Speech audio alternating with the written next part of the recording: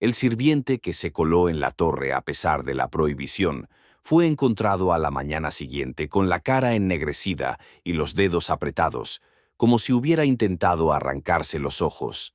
El cuerpo desprendía un hedor como si llevara una semana en una cripta. No había rastros de lucha ni heridas. Solo la piel de sus pies se había desprendido, como la de un animal hervido. Lo enterraron sin funeral. Los monjes guardaron silencio. Se decía que había nacido en sangre y que había sido entregada en ofrenda de arrepentimiento. Era la única hija del duque Andrónico de Tesalia, caído en la batalla de Heraclea. Su madre murió al dar a luz.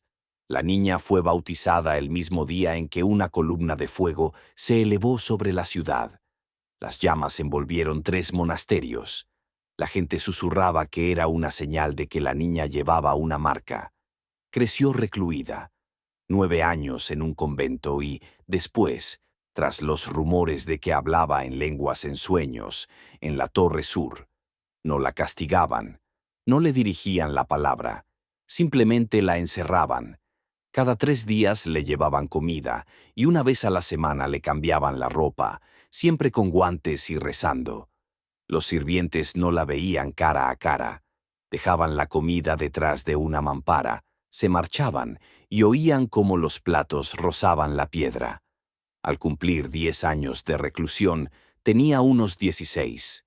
No había signos evidentes de locura, pero un día, un monje que servía en la capilla de abajo oyó una voz que provenía del piso superior, a través de 6 paredes. Jura que era una voz masculina, anciana, que hablaba en griego puro. Estoy aquí donde no hay carne, no duermo, no muero. Desde ese día todos los que servían en la torre enfermaron. Las enfermedades eran diversas. A algunos les salían erupciones, a otros diarrea sanguinolenta y a otros ceguera. Un anciano perdió el oído, pero antes oyó a alguien rascando desde dentro de la pared.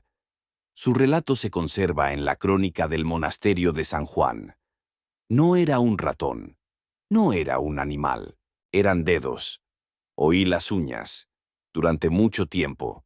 Luego, risas. El archimandrita local exigió que se practicara la autopsia. Lo convencieron de que lo pospusiera. Pero, ante la insistencia del patriarcado, enviaron 3 inspecciones. Los 3 miembros del primer grupo, un diácono, un escribano y un médico, murieron poco después. El segundo visitante, el único que quedó, desapareció en la torre y no fue encontrado. Se renunció al tercer intento. La torre comenzó a llamarse El Entierro en Vida. Sus paredes fueron cubiertas con cal, pintadas con iconos y se clavaron cruces en los cimientos. 4 años después, ella seguía viva. Se rumoreaba que su rostro no envejecía, que su voz resonaba en diferentes partes del monasterio al mismo tiempo, que durante la liturgia a veces se apagaba la luz en el altar y se percibía un olor a carne podrida en el aire. Uno de los monjes lo describió así, como si alguien intentara atravesar la piedra. Nadie se atrevía a tocar la puerta, pero en las crónicas se registra que un día una peregrina ciega pasó junto a la torre y puso la mano sobre la piedra. Vomitó sangre. Murió esa misma noche. Los testigos dijeron que en su frente apareció un sello carmesí. Todo lo que se sabía de la reclusa era que no rezaba, pero se sabía todas las oraciones. No comulgaba, pero decía que sentía cómo se descomponía el pan. No se le confesaba, pero citaba los pecados de quienes se le acercaban. Un sacristán se suicidó tras oírla decir: «Tu madre no te ha perdonado y te espera». La investigación reveló que él la había ahogado cuando era joven. La torre se erigía como una llaga en medio del santuario. Nadie sabía qué hacer. Sellarla significaba reconocer su santidad o su maldición. Abrirla significaba romper el voto y atraer la perdición. Ella guardaba silencio. Pero a veces los monjes sentían un calor débil y pegajoso que se filtraba a través de las losas de piedra, y el día en que la luz brilló sobre la iglesia de Santa Sofía en Constantinopla, todas las lámparas del monasterio se apagaron de repente, y en la pared de la torre apareció una silueta, la figura de un velo inclinado en oración. Desde entonces la llamaron Santa, pero nadie se atrevió a acercarse. El olor apareció antes de que comenzaran los susurros.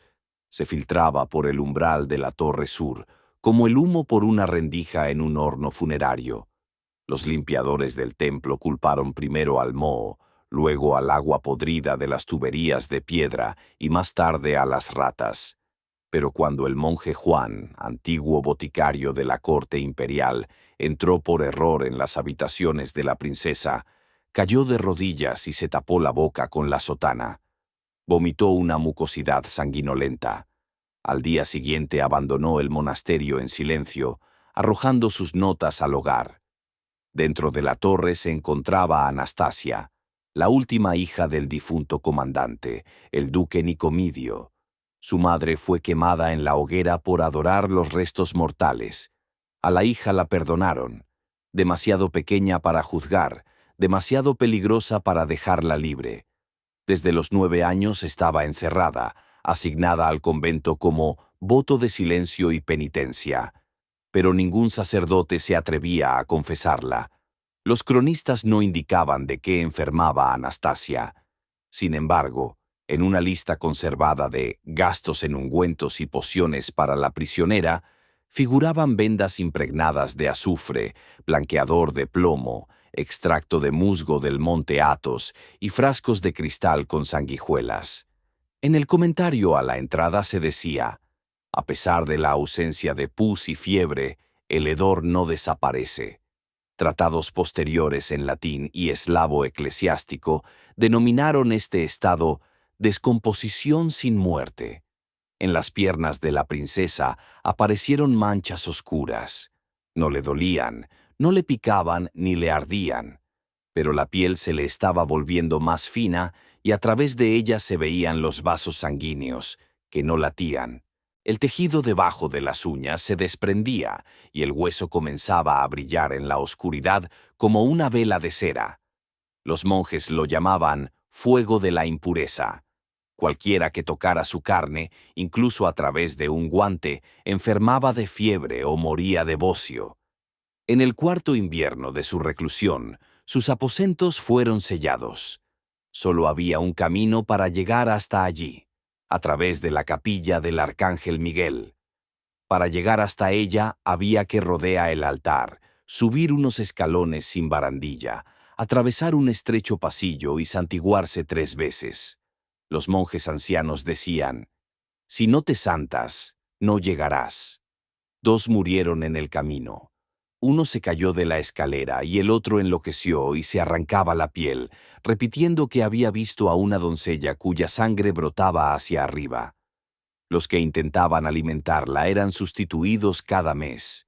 Según los rumores, la princesa comía poco, apenas hablaba, pero conservaba la lucidez mental. Una vez, según informó el lector más joven, exigió que solo le trajera la comida a un diácono recién ordenado, que no hubiera cometido ningún pecado carnal. De lo contrario, la comida huele mal y me da náuseas, dijo. Al cabo de 9 meses el diácono murió. Se le pudrieron las encías. Al mismo tiempo se extendió en Constantinopla el rumor de que la prisionera tenía el don de la curación. Los peregrinos acudieron a la torre en secreto, al amparo de la noche. Algunos rezaban a distancia, otros besaban las piedras, otros llamaban a la puerta. Varias mujeres afirmaban que, tras visitar la torre, habían dejado de sangrar. Supuestamente ella curó a un niño sin salir. La madre apoyó al bebé contra la puerta y éste dejó de llorar. Pero después se le murieron las uñas. El patriarca reunió al consejo. Se planteó la tarea de averiguar si la princesa era portadora de un don sagrado o de una posesión demoníaca. Se envió a 3 novicios a la torre. Cada uno debía permanecer allí 3 días y describir lo que veía. El primero se cortó las venas la primera noche. El segundo huyó, habiendo perdido el habla. El tercero escribió un informe en el que indicaba: no duerme, No envejece. Mira como si supiera que vas a morir antes que ella. Al día siguiente, la torre fue sellada de nuevo. La puerta de piedra fue cubierta con cera y tapada con iconos sagrados. La princesa se quedó dentro. No opuso resistencia. Cuando le trajeron la última comida, solo dijo, «No más». Su voz era sorda, como si saliera del estómago. Al marcharse, el sirviente sintió un ligero calor que provenía del suelo. Por la noche nadie oyó gritos en la torre, pero a la mañana siguiente las velas del templo no se encendían. Las mechas se habían pegado, como si estuvieran impregnadas de grasa podrida, y de debajo del suelo de piedra los monjes comenzaron a arrancar cabellos, blancos, húmedos, pegados a los dedos. Ese día, ninguna oración se terminó de leer. Cuando el cronista del monasterio mencionó por primera vez el olor que emanaba de la torre, incluso en los meses de invierno, en la descripción aparecieron palabras como silencio rancio, sangre coagulada y descomposición que no pertenece al cuerpo. Los monjes intentaron explicarlo como una evaporación natural del suelo, saturado de restos. Pero el olor no cesaba ni de día ni de noche. Penetró a través de las gruesas paredes, las túnicas, la ceniza de las lámparas, el pan de la prósfora, la piel de las palmas de las manos, incluso si una persona no se acercaba a la torre. El médico local, un antiguo barbero de la ciudad que conocía los fundamentos de la medicina griega antigua, anotó en secreto: si se colocara un cadáver en la tumba y se le dejara respirar a través de una estrecha rendija, la descomposición se produciría con música. Es el pus silencioso. Intentó explicar al abad que la reclusa había muerto hacía mucho tiempo. El abad no respondió, pero desde ese día el sirviente no volvió a dejar entrar al médico en el patio interior. Al cabo de 11 años de reclusión, alguien consiguió entrar. Fuente: carta del obispo de Nicomedia al patriarca. Un clérigo llamado Sabati, que decidió que el Espíritu Santo podía detener la mentira, rompió el sello de la torre con una oración y entró con un incensario. No salió. Cuando abrieron las puertas por la mañana, en un rincón yacía una sotana. Los huesos estaban esparcidos por dentro, como si se hubieran descompuesto sin moverse. La cabeza había desaparecido. Más tarde, uno de los testigos confesó que había visto cómo salía un líquido gris por una rendija en la pared. No fluía hacia abajo, sino que se arrastraba hacia arriba, a lo largo de la piedra, como una serpiente, y desaparecía en la piedra. Después de este suceso, las puertas fueron selladas con plomo. Las paredes se cubrieron con láminas con salmos. Se prohibió incluso acercarse al edificio. La torre ya no se llamaba simplemente ataúd viviente, sino lugar de aparición. Algunos comenzaron a creer que la reclusa no moría porque en ella había algo más. En el 12º año de su reclusión, se extendió por el monasterio un nuevo fenómeno. En los escalones que conducían al refectorio aparecían huellas, oscuras, apenas perceptibles, pero con olor a carne podrida. Las huellas eran pequeñas, como las de un niño. En ellas se encontraban trozos de piel seca y descamada. Uno de los monjes las recogió y las llevó al osario. La tela se incendió como si fuera yesca y casi provocó un incendio. Al día siguiente el monje comenzó a tener fiebre. Murió gritando oraciones y sin dejar de rascarse los tobillos. Sus últimas palabras fueron: «Ella camina, pero no abre las puertas». El caso relacionado con estos acontecimientos se describe en la parte perdida de los registros sagrados del monasterio.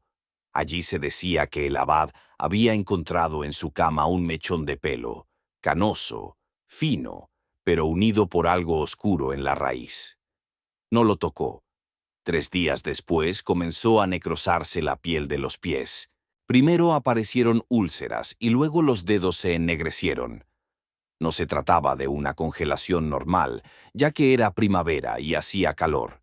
El padre Cariton, que era médico, Le hizo una sangría, pero no sirvió de nada. Se intentó cauterizar las heridas con una aguja al rojo vivo. Esto solo aceleró la putrefacción. La piel de los pies comenzó a desprenderse. De los pies emanaba un olor como de carne en descomposición. Rezaba. No salía de su celda. Su última petición fue que no llamaran a la novia, aunque ella lo hiciera. A los 7 días murió. En su cuerpo, desde los muslos hasta los pies, quedaron huellas de unos pies pequeños. En la pantorrilla izquierda, 4 dedos, como si alguien la hubiera apretado con la mano. Tras su muerte, la torre fue rodeada por un nuevo muro. Pero desde entonces la gente empezó a acudir para rezar, tocar la piedra y pedir curación. Algunos se marchaban horrorizados, otros se curaban y otros morían. Se decía que si se ponía la oreja contra la pared, se oía una voz que decía, «No mires, solo escucha». Y se oía un canto. No era humano. Las voces sonaban descoordinadas, sin palabras, como si algo que había olvidado el lenguaje cantara desde dentro. Fue entonces cuando el patriarca ordenó redactar un acta oficial sobre la reclusa. No se menciona su nombre, no se ha confirmado su cuerpo, se prohíbe mencionar públicamente los milagros. La torre ha sido declarada fuera del ámbito religioso, pero la gente siguió acudiendo. Todos los que habían perdido la esperanza iban allí. Algunos susurraban que era una santa, otros que era una maldita, pero todos sentían lo mismo, que no estaba muerta, que sus piernas se pudrían pero no se caía, que su piel se desprendía en capas pero seguía caminando, que la luz que se veía por la rendija superior por la noche no era fuego, era la descomposición convertida en luz. Las restricciones impuestas por la Iglesia no hicieron más que aumentar el interés. Los rumores traspasaron los límites de la capital. Caravanas de peregrinos llegaban a las puertas del monasterio y dejaban comida, velas y joyas de oro. El nuevo abad, el monje Eusebio, intentó detener el flujo. Escribió que lo que estaba sucediendo viola la ley e introduce la herejía. Pero la voz de la multitud era más fuerte. En primavera, en el 13º año de su reclusión, los sacerdotes subordinados al metropolitano de la capital quemaron parte del muro que rodeaba la torre. Eran 9. A la mañana siguiente, 6 de ellos fueron encontrados fuera del monasterio, muertos, en la misma postura, tumbados boca arriba, con los ojos sacados y la boca llena de ceniza. Los 3 restantes fueron declarados locos. Uno se mordía las manos, otro repetía nombres de santos mezclados con palabrotas, y el tercero escribió en la pared del monasterio con heces la frase, «Ella vino a mí sin piel». Por la noche, después de este suceso, apareció por primera vez una luz en la torre. No era una llama, sino algo tenue que se extendía a través de las grietas, como aceite, como sangre. No parpadeaba, no iluminaba. Era como si se absorbiera en la oscuridad. Algunos decían que era el resplandor del martirio. Otros afirmaban que era la descomposición del alma. A las pocas semanas apareció el primer documento oficial sobre la Santa de los Pies Podridos. Lo redactó un monje de Tesalónica que había llegado en secreto. Decía, la piel de sus pies se podía quitar con los dedos, pero debajo no había hueso, sino luz, insoportable, sin calor. El olor era como el de la carne podrida, pero en esa putrefacción había una oración. Ella no habla, solo mira. Más tarde este documento fue confiscado y quemado. En otoño los peregrinos comenzaron a traer enfermos. Uno de ellos, un bebé con la piel sangrante, fue abandonado junto a la pared de la torre. A la mañana siguiente lo encontraron vivo, envuelto en la camisa de la reclusa. La piel del niño estaba limpia, pero uno de sus dedos se había vuelto negro y se había caído. La familia lo declaró curado. A partir de entonces comenzó una auténtica obsesión. La gente ataba ropa a la pared de la torre, se cortaba el pelo y lo colocaba en las grietas. Algunos pasaban la noche junto a la pared con la esperanza de ver la luz de su carne. Muchos comenzaron a tener pesadillas. Una mujer se arrojó al foso y murió, dejando una carta en la orilla. Ella quiere que yo tome su dolor. Los monjes volvieron a intentar cerrar la torre.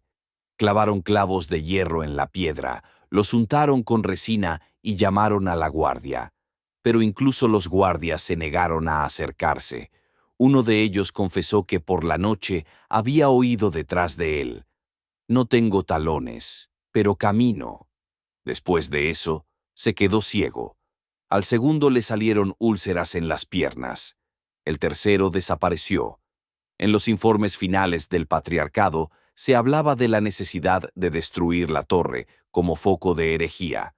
Sin embargo, el emperador, anciano y paralítico, se negó a firmar el decreto.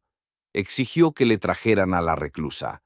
La sacaron por la noche, en un cajón de madera, sobre los hombros de alguien.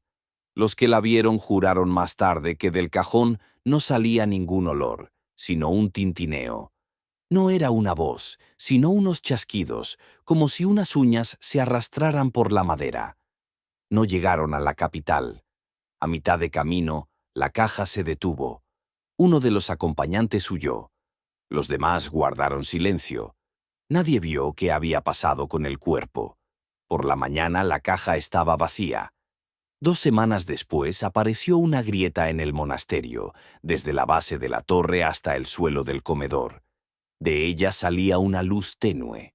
En las piedras había manchas parecidas a piel. Intentaron limpiarlas, pero penetraban en profundidad. Uno de los sacerdotes dijo más tarde: «No eran las paredes las que la retenían.